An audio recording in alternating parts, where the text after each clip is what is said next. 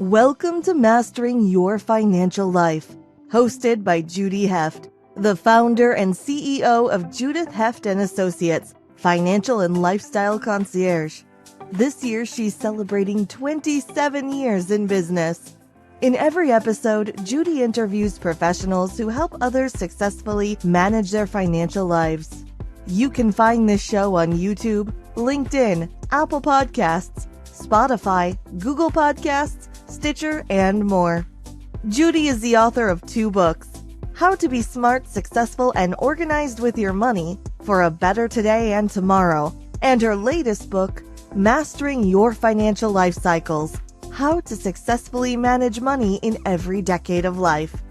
You can read chapters of her books and catch prior episodes of the show at www.judithheft.com. Now, here's the host of Mastering Your Financial Life, Judy Heft.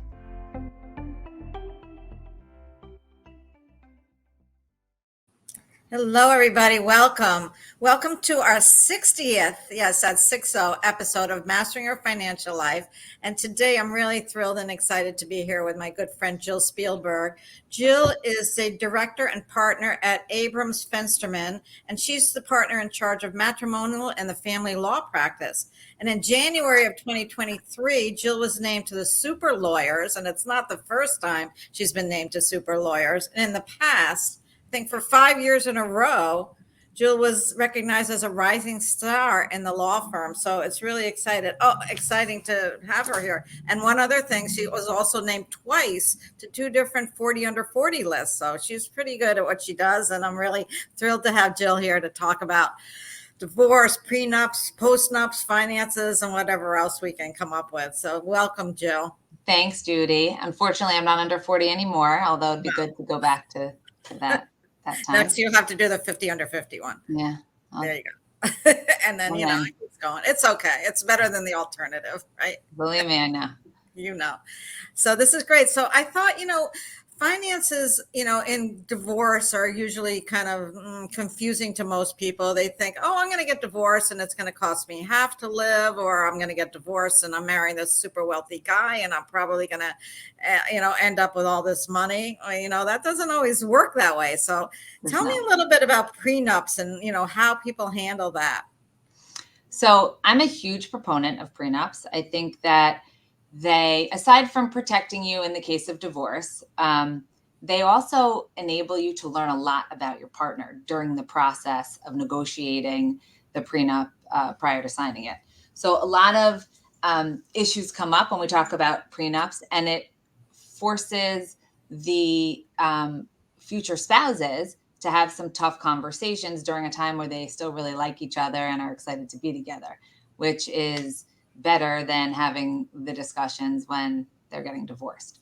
But the big issues that I like to have my clients explore when they're talking about prenups is like, do you know if one of you is going to take a step back if there are children of the marriage? And that's one that's always has a surprising answer from one or both spouses. Sometimes one of the spouses thinks, obviously I'm going to stay home and take care of the kids once I have a couple of children, and is surprised when their spouse says, no, you're not. I expect that you're going to continue working, rather pay, childcare. And that's an important conversation to have before you get married, so that you understand the expectations of your spouse and you at least have a heads up that that's going to be a potential source of strife between you.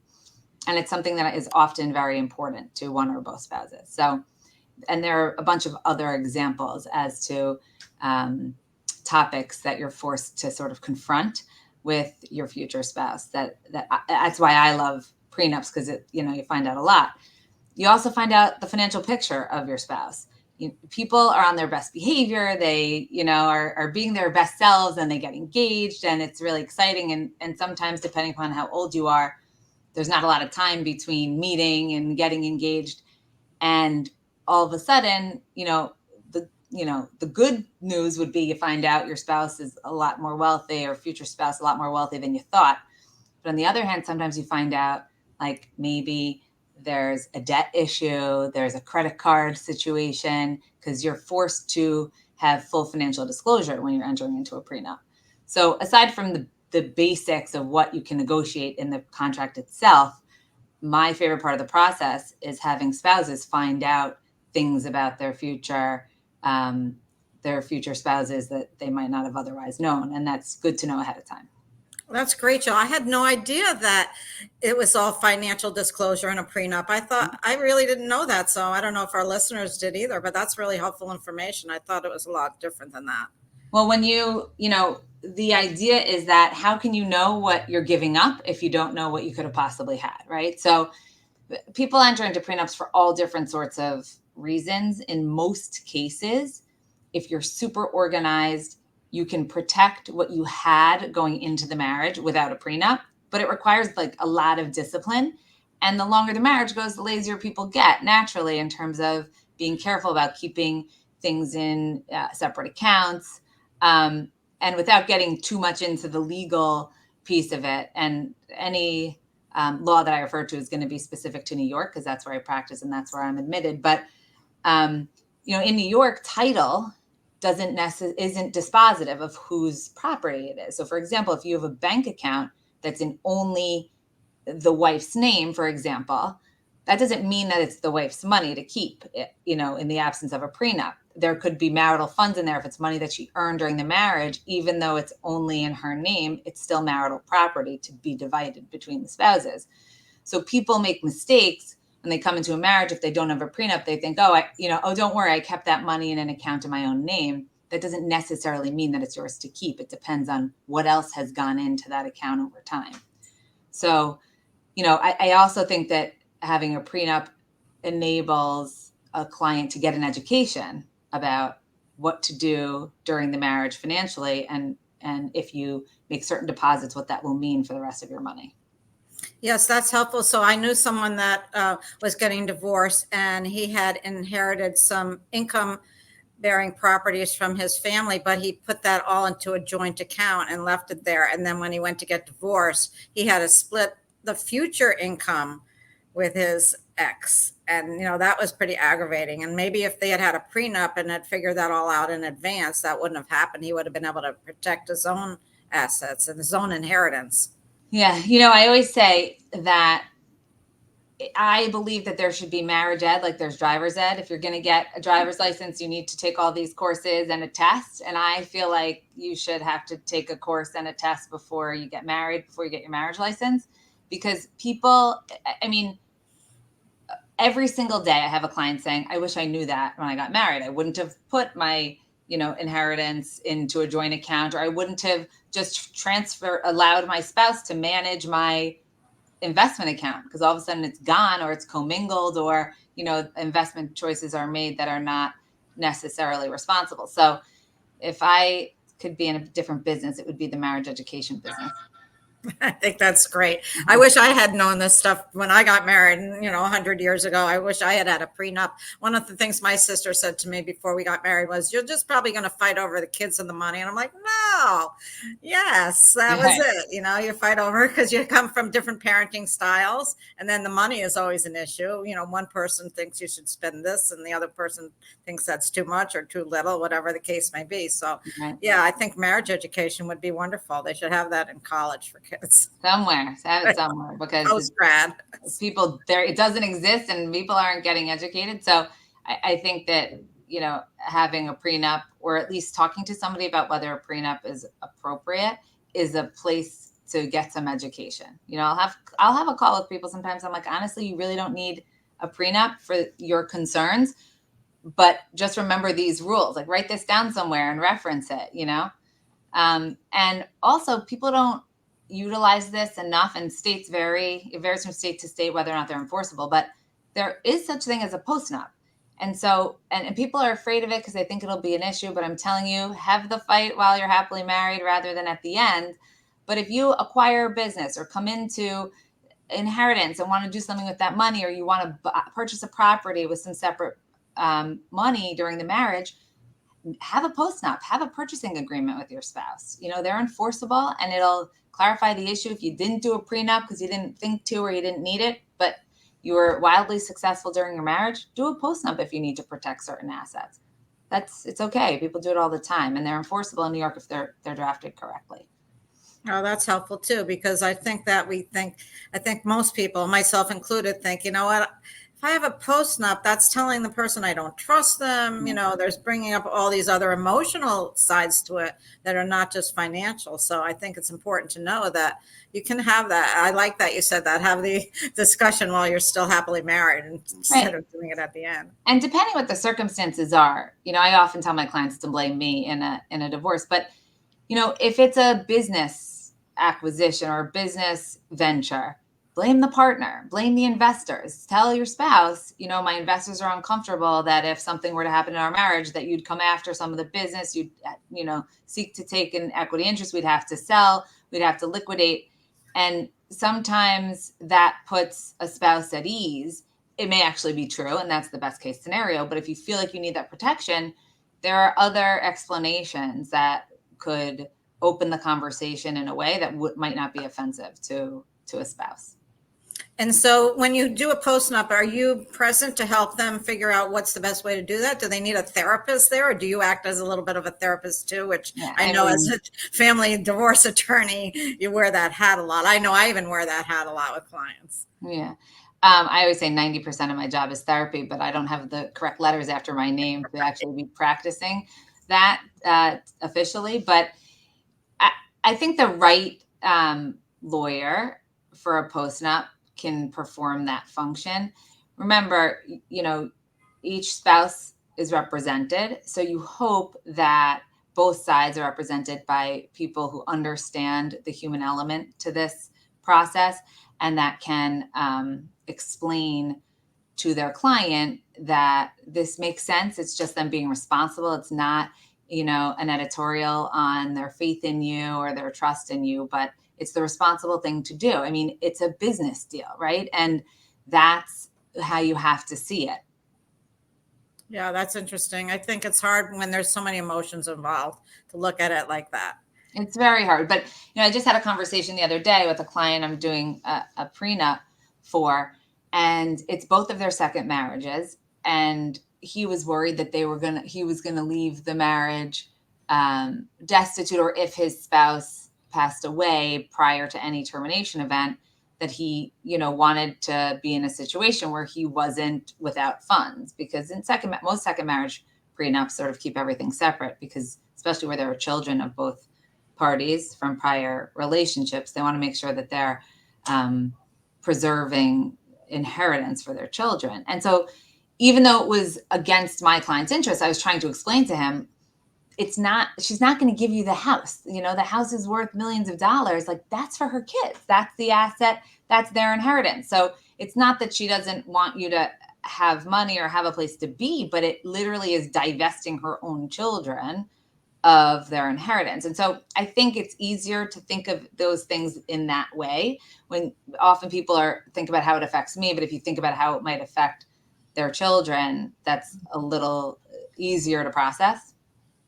No, that makes a lot of sense. And I think definitely for a second marriage or third marriage, a prenup is really important, because you come into it at a little bit of an older age, usually, and then you've built your own portfolio and you have your own assets. And if you have children, that can be an issue. You want to make sure your children are protected. So it's really important to speak to a professional like you to figure all that stuff out.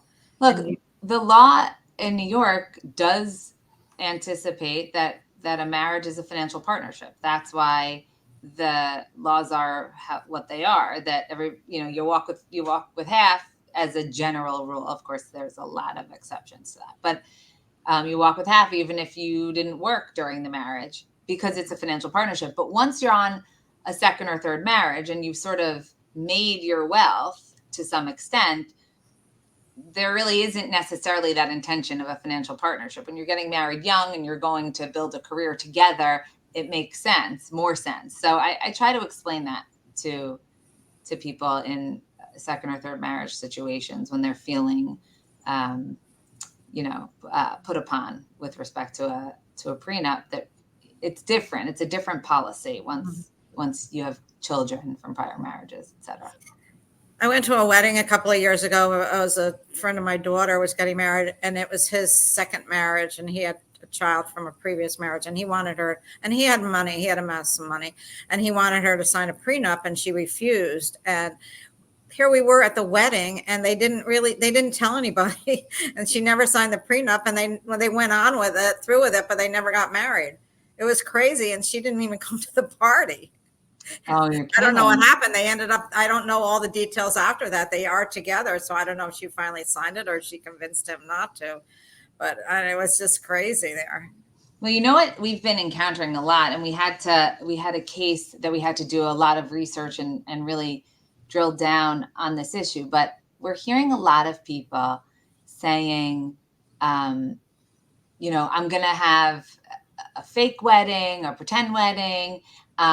And we're not going to actually be married until some date in the future, or maybe they're never actually intending to get married, but they wanted to have a party and sort of a ceremony to symbolize their commitment to one another. And what people don't know, and it's very important to understand, is that depending upon what that fake marriage or that symbolic ceremony is, you could be getting married, actually. New York does not require necessarily that there be a licensed person who can perform a wedding.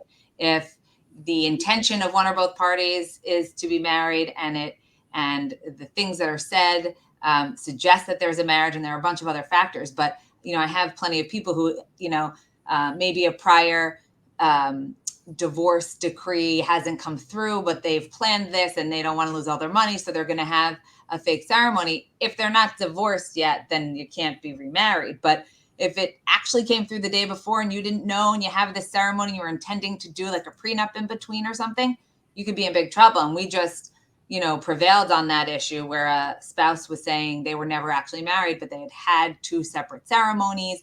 And,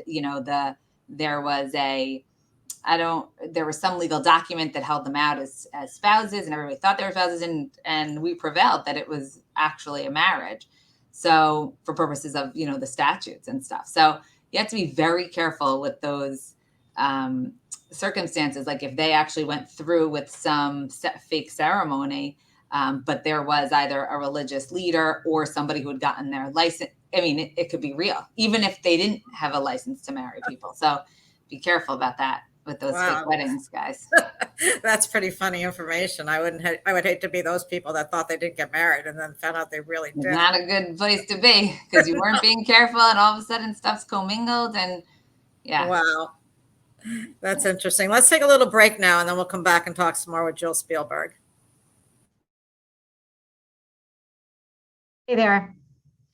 I just want to tell you a little bit about my new book that just came out called Mastering Your Financial Life Cycles. And here it is. It's how to successfully manage your money in every decade of life. I co-authored this with my CFO, Liz Levy. And together we created this manual that's going to help you through every stage of life. We talk about having a baby. We talk about young adulthood, pre-retirement, what to do when you're at that age of retirement. If you're contemplating divorce, do you need an estate plan? We cover all of these, each subject in a different chapter. And I really think that you're going to find this so helpful because at the end of every chapter, we have checklists that you can look at and you can use, and they can be a guide for you. So this is a wonderful manual that we've created. It's available on Amazon. You can also find it on our website at judithheft.com/book. And we're here for you. If you need anything, reach out. I hope you enjoy the book. Here's another picture of it, just so you know what's going on. Here it is. And I'm really proud of it. It's my second book. And I'd love to have you read it and give me your feedback. Judy Heft, judithheft.com, financial and lifestyle concierge, celebrating 26 years in business. And over the years, I've learned so much. And what I've been trying to do is impart a little bit of this knowledge to you so I can help all of you become as financially organized as I am. And we're back. Welcome back with Jill Spielberg. So Jill, we talked about prenups and we touched on postnups. And so, but what if someone's coming to you, and I think it all goes together with the whole money thing. What if someone comes to you, a potential client, and they say to you, you know what, I'm thinking about getting a divorce. I don't know where to begin. I don't know where any of the money is. What do I need to do? What are my first steps? So I think that the most important place to start is to collect as much information as possible. When people come for a consultation, I ask what they know about their financial picture. And the ones who say not much, I say, you know what, grab your most recently filed tax return or the last 3 if you have them, and bring those and I'll take a look. And you can learn a lot from a tax return, not everything, but you can learn a lot, especially if spouses are not disclosing assets. You can learn a lot from a tax return. But, I tell clients, first of all, and just to back to the prenup for a second, the most important thing for people to do is to print out statements of all of their accounts, especially their retirement accounts, on the date of their marriage or just the day before they get married. So I would say to a new prospective divorce client, if you did that, if you heard me say this before you got married, go to wherever you kept it in your safety deposit box or your fireproof safe or in your electronic file in your computer and bring those documents, those I really want to see. And then whatever current statements that you have. People come in, they're terrified. They don't know where their money is. They don't know. They have not been included in the finances during the marriage. And I explain to them that if they don't know now, they will find out. That's part of the process, that both parties are obligated to disclose everything. And what isn't disclosed voluntarily, we have plenty of tools to find if we need to. So one thing to do is to, in this day and age where so much of mail and statements is electronic, it's getting much more difficult. But I say, check your mail every day. Don't open your spouse's mail, but note what banks you're getting mail from, so that if we need to subpoena them, if a spouse is not forthcoming in the discovery process, at least we know we got to subpoena Chase and TD Bank and Wells Fargo. We have an idea. Look at the statements. If you have a family computer that you both utilize and there are documents there, look in the computer, see if there are statements, see if there are Excel spreadsheets or balance sheets, some information about at least where you do your banking is a good place to start.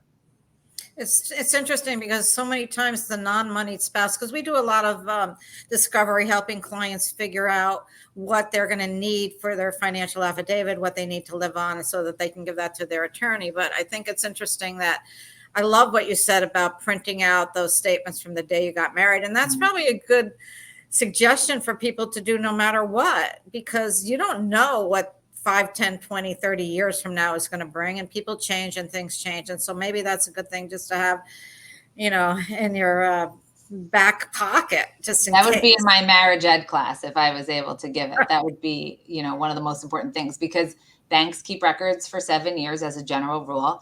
And I can't tell you how many times I have clients who have worked a lot of years in a job and contributed to a retirement account, and then they can't prove what the value of it was on the date of marriage. And so that huge separate property credit that they would be entitled to is gone for all intents and purposes, unless a spouse is, generous enough to agree to some number. It's gone, and it can be hundreds of thousands of dollars. And so it's a shame when people come in year 8 for a divorce and they can't get those statements. You're obligated to prove your separate property credits if you're making the argument that you had money coming into the marriage. So gather all the proof that you can prior to the marriage so that you know what your balances are on that date. Oh, that's really helpful. That's good to know. And I think that, excuse me, when a lot of times I've seen the non-moneyed spouse doesn't have any idea. They don't know user IDs and passwords. Like you said, they don't even know what bank accounts they're using. That's great suggestion. Don't open the mail, but at least make a note of what the account is, where the account is.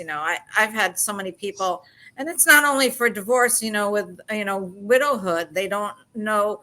They can't change the name on their passwords for their cell phone. Verizon's brutal. It's really hard to get that done if you're not the main owner of the account. Maybe you're the sub owner. So, and same with credit cards and things like that. So it's really important to get that information together. in the beginning of your life and know what's yours and what you're starting out with. So that's believe me, I know it's when you don't have the person there anymore to ask what the password was, it's a big challenge. So, obviously the best practices in a marriage is to have financial openness and inclusion. And if you are the spouse in a happy marriage today and you're the spouse that doesn't have any insight, I encourage you to go home and say to your spouse, I saw this podcast and it's scary, not because I think we're going to be divorced, but like something could happen to you and I have no idea where our stuff is. Can you just walk me through where we bank and where our money is? Young people don't think this way. My friends do now because I lost my spouse when he was 50. So, but most people don't think this way. But you have to at least know where everything is. I do this with my father. Every time he travels, he updates a list of paper that's like shoved in his date book somewhere, but just so that I'll know where to go if something unfortunately happens, a roadmap of sorts. And, I understand that sometimes there's become a culture in a relationship that you don't talk about these things, but maybe now's the time to change that culture because it can get hard, especially with everything being electronic. It makes it life easier in a lot of ways, but it makes it more difficult to try and figure out what you need to know if you unexpectedly need to know it. Yeah, and I'm thinking as we're talking here and as I'm listening to you, I think I need to tell my daughters my LastPass master password because that's where everything is. And if anything should happen to me, God forbid, I hope I'm going to be around for a really long time. But, they need to know where to access things and, they know where my will is and that type of stuff. But I think, the LastPass code is really important because that's what all my user IDs and passwords are. Yeah. So that's great information. Yeah, if you have, if your children are too young to tell them, but you have a will and you have an executor, tell that person. Right. Because, the hardest part is often finding what you need to find. The rest is sometimes easier to figure out. But if you don't know what you need to distribute, either in a divorce or in an untimely death, then it makes things much more difficult. That's so true because we definitely don't know what we don't know. And if you have no idea where to look, then you're really in the dark. It's exactly really right. helpful. And you need to have a trusted professional to help you guide you because someone like you and even myself, we know the ins and outs because we've seen so much of it. We can at least point you in the right direction. Right. So that's and so we can, most financially savvy matrimonial lawyers can read a tax return and can, at least we don't necessarily know how much is in an account or what the assets are necessarily, but we can see if there is an asset that we don't know about. Like if there's no brokerage account on the statement of net worth, which is the financial disclosure document in New York, but on a tax return, we have them getting K-1s from some investment. We know then that there are investments somewhere. And sometimes it's an innocent mistake, but usually, from the tenor of a divorce, whether it was an inadvertent omission or a purposeful one. So, we will get to the bottom of it. We have lots of tools to figure out where all the assets are, but best to know as much as you can know prior to getting to a divorce. That's great. So tell me, what kind of law do you practice? You do litigation, mediation, collaboration, all of the above? So I am a litigator. I have a very strong opinion about mediation and collaborative divorce. I respect all my colleagues who do mediation and collaborative divorce, but I always say it's sort of tongue in cheek, but it's really true. Like if two people could sit across the table from one another and resolve their issues, they probably wouldn't be getting divorced in the first place. So mediation to me is so counterintuitive. And people come in I would say 98% of my new client consultations, at some point during it, they ask, my spouse wants to do mediation. Shouldn't we do mediation? I want this to be amicable. I don't want to fight. And the truth is that I think in a lot of ways, mediation can be less amicable than a negotiation between lawyers representing clients.